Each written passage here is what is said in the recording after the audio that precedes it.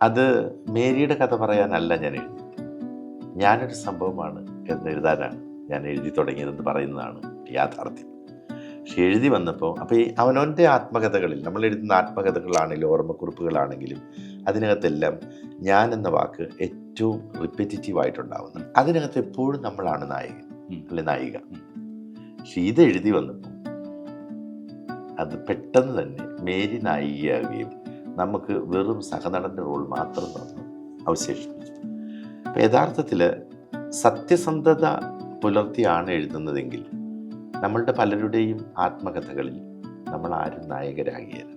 കാരണം ജീവിതം നമ്മൾ ഈ പറഞ്ഞ കണ്ടീഷനിലൊക്കെ വിജയിച്ചു, നമ്മൾ അതിനിട്ടിരിക്കുന്ന ക്രൈറ്റീരിയകൾ എടുത്തുകൊണ്ട് തന്നെ വിജയിച്ചു എന്ന് ആശ്വസിക്കുകയോ അല്ലെങ്കിൽ സന്തോഷിക്കുകയോ ചെയ്യുന്ന അവസരത്തിൽ ആത്മകഥയ്ക്ക് പോകുമ്പോൾ ഈ കൽഭരണികൾ പോലെ നിറച്ച ഒത്തിരി വ്യക്തികൾ നമ്മളുടെ ചുറ്റുമുണ്ടാകും.